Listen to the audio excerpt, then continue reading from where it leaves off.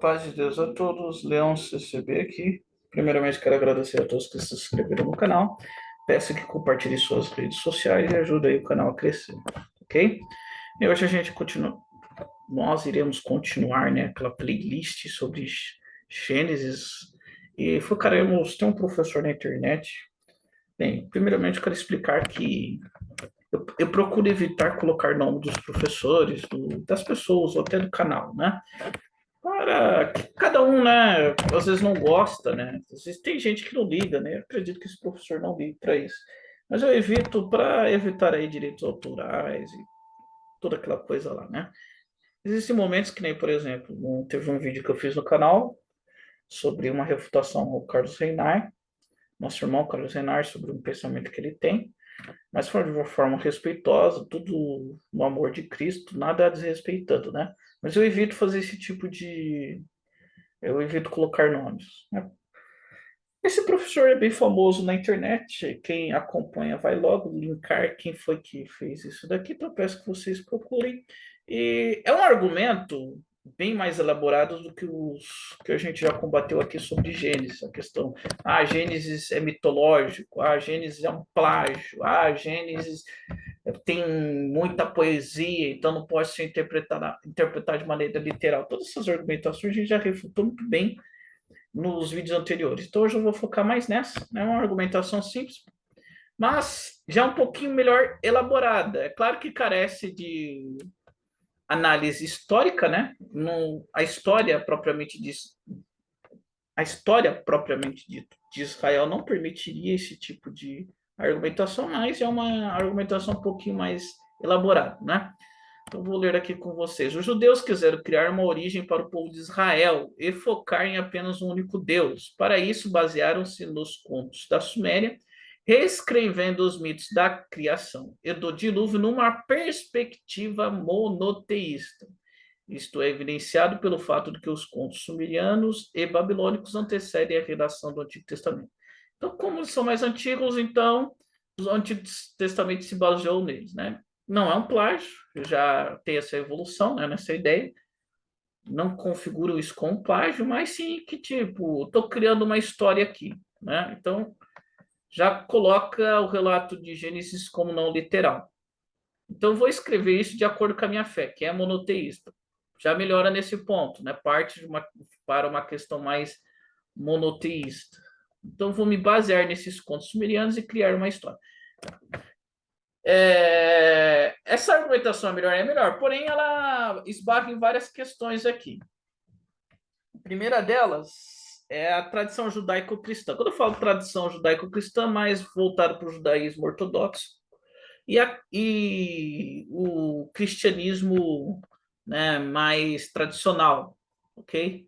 Não esse judaísmo, esse cristianismo liberal aí, muito recente, né, que toda a perspectiva que quer, peço desculpa aí, passar carro, ônibus, tudo é só. Na hora que eu vou gravar, a rua aqui ela começa a ficar super movimentada. Mas todas essas interpretações que querem, de algum modo, desvalorizar os registros bíblicos, elas querem empurrar normalmente heresias, mentiras sobre a Bíblia, né? Então, eu prefiro ficar com o lado mais ortodoxo do judaísmo e o lado mais tradicional do cristianismo, ok? E todos esses lados que eu acabei de citar, eles apontam, né, a autoria de Gênesis a Moisés, tá? Que foi aí um profeta e líder religioso. E ele se baseia nos registros bíblicos, nas passagens bíblicas que retratam Moisés como o autor do Pentateuco, ou seja, os 5 livros da Bíblia. Então, essa tradição ela se baseia nos registros bíblicos, em toda uma tradição cultural, uma tradição que vem lá dos seus antepassados. Para mim é muito mais fidedigna, né? É fácil agora, depois de séculos, até milênios, você chegar e começar a desvalorizar e criar. Não, não foi, foi autores, né? Da mesma maneira que, fora registro bíblico, realmente não existem muitas evidências do personagem Moisés. Deixa eu passar a mão. Realmente, concordo.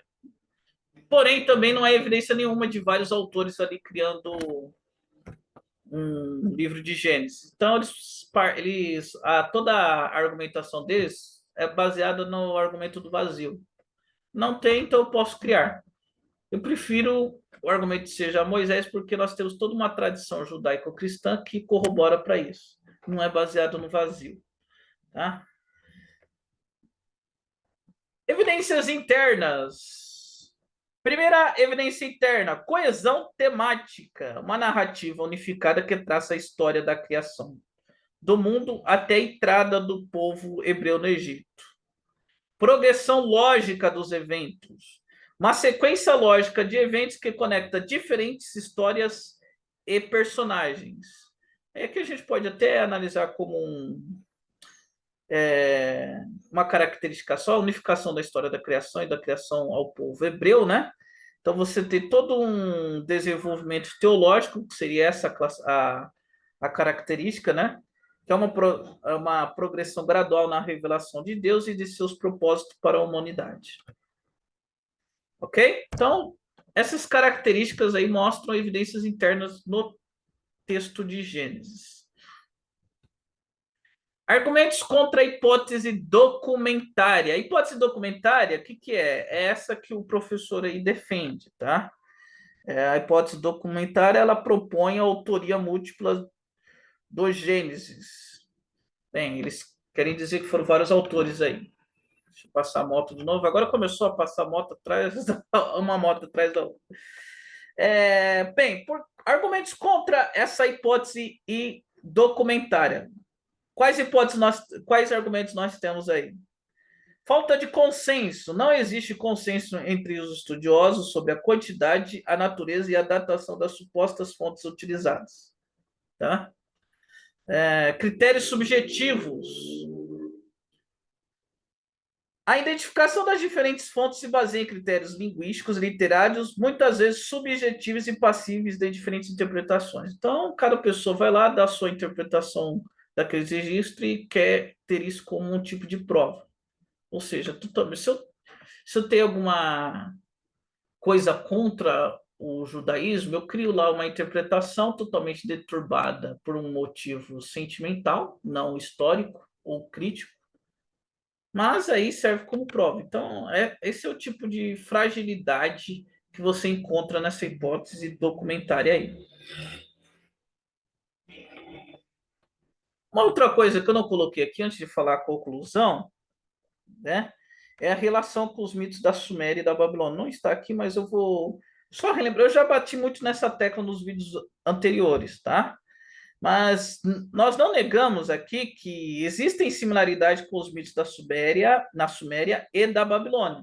No entanto, essas similaridades não significam necessariamente que o Gênesis seja uma mera reinterpretação ou adaptação desses mitos, tá?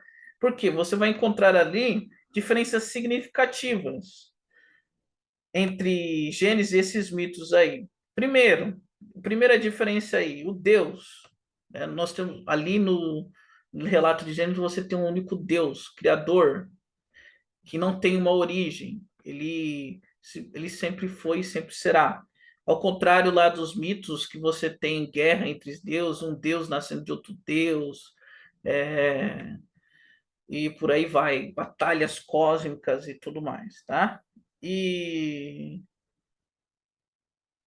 uma análise, né, como a gente já fez aqui, da estrutura gramatical de Gênesis mostra que é difícil você defender essa terra, principalmente na questão das palavras, a origem dessas palavras contidas no Gênesis, e comparar, por exemplo, com os registros arcadianos, onde estão esses mitos aí, você não consegue achar relação entre as palavras, né?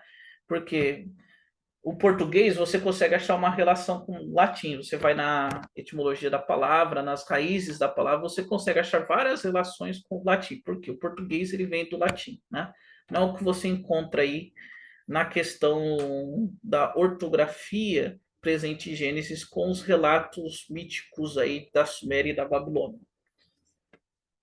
Bem, Então, a conclusão aqui, embora a crítica textual e a análise literária sejam ferramentas importantes, é aquilo, é o extremismo, né? O brasileiro e no mundo, o extremismo é a principal barreira que nós temos para o conhecimento, porque eles basicamente endeusam a crítica textual e a análise literária. Né? Basicamente, é crítica textual acima de todas as coisas. Não é assim que se faz, né? Não é assim que você vai estudar. Elas são ferramentas importantes? São.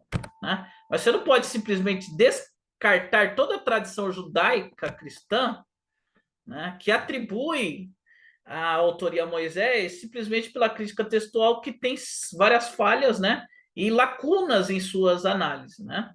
É aquilo, é conveniência, né? Eu não quero que Gênesis seja literal, então eu vou endeusar alguns tipos de recursos, né? Eu já falei, né, que as similaridades com os mitos da Suméria e da Babilônia não invalidam a originalidade do Gênesis. Então, que Deus abençoe a todos, tá? Peço encarecidamente novamente que se inscrevam no canal e compartilhem suas redes sociais. Deus abençoe a todos e até mais.